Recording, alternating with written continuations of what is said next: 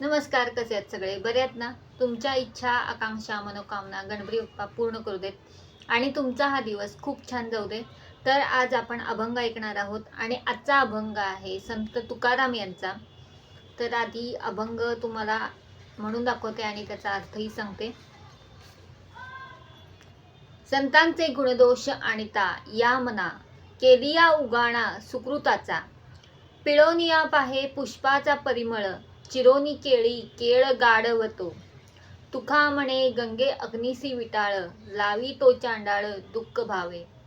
याचा अर्थ असा आहे की संत सज्जनांचे बाह्यत्कारी वर्तन पाहून एखाद्या व्यक्तीच्या मनामध्ये शंका निर्माण झाली की त्याची पुण्याई नष्ट होते. जसे एखादा मनुष्य फुलाचा सुगंध हुंगण्यासाठी फुलाचा चोळामोळा करतो व केळाचा घड पाहण्यासाठी केळीचं झाड तोडतो. तुकाराम महाराज म्हणतात, गंगा आणि अग्नी यांना जो विटाळ मानतो तो चांडाळ समजावा. जसं आपण एखादा भोंदू महाराज असतो, त्याला आपण म्हणतो की त्याचं एखादं वर्तन बघितलं तर असं म्हणतो की हा बाबा हा भोंदू महाराज आहे, असं आपण म्हणून जातो. पण ज्यावेळेस संत सज्जनांचं बाह्यत्कारी वर्तन पाहून एखाद्या व्यक्तीच्या मनामध्ये शंका निर्माण होते तेव्हा त्याची पुण्याई नष्ट होते. कारण का जेव्हा संत महाराज असतात ते संत पूर्ण सगळं त्यांनी सोडलेलं असतं, संसार सोडलेला असतो, स्वतः एवढंच काही स्वतःकडे लक्ष सुद्धा नसतं. पण काही जण असे असतात की त्यांच्याकडे बघून त्यांचं वर्तन बघून त्यांच्या मनामध्ये शंका निर्माण होते आणि जेव्हा त्या दुसऱ्या माणसाच्या मनामध्ये शंका निर्माण होते तेव्हा त्यांनी जे काही पुण्याई केली असेल ती पूर्ण नष्ट होते. जसं एखादा मनुष्य जेव्हा फुलाचा सुगंध घेतो, आपण जेव्हा फुलाचा सुगंध घेतो तेव्हा त्या फुलाचा चोळामोळा होतो. केळ्याचा घड आपण बघतो आणि ते पाहण्यासाठी केळीचं झाड आपण वाकवतो आणि ते कटकन मोडतं. तसंच तुकाराम महाराज म्हणतात की जेव्हा संत सज्जनांचं जेव्हा एखादा संत त्याच्या वर्तनावरून आपण त्याच्यावरती जेव्हा शंका घेतो तेव्हा त्या माणसाची पुण्याई नष्ट होते. गंगा आणि अग्नी यांना जो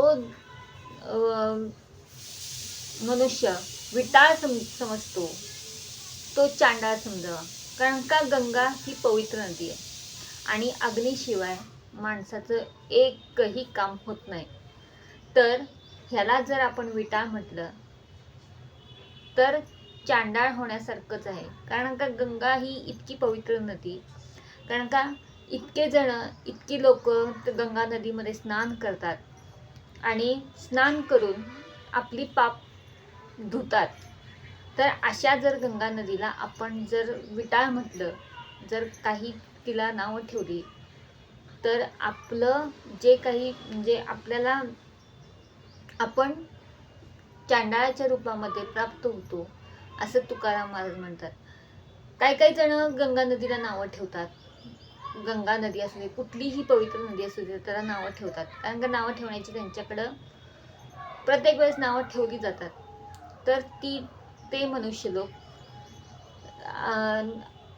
स्वतःची तर पुण्याई नष्ट होतेच, पण ते चांडाळ जो असतो त्यात त्यांचं रूपांतर होतं.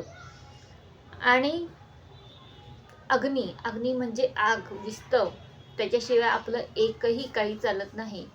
त्याला जरी आपण विटाळ म्हटलं तरी आपण चांडाळ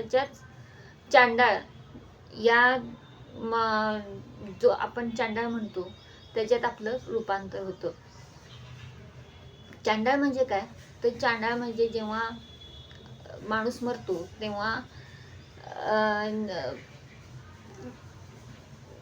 चांडाळ म्हणजे माणूस मरतो तेव्हा त्याला जो अग्नी देतो किंवा तो जे सरण रचतो तिथं त्याला चांडाळ म्हणतात.